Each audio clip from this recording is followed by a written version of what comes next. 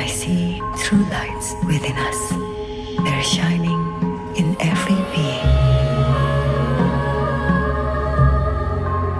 Our love remains for an infinite time.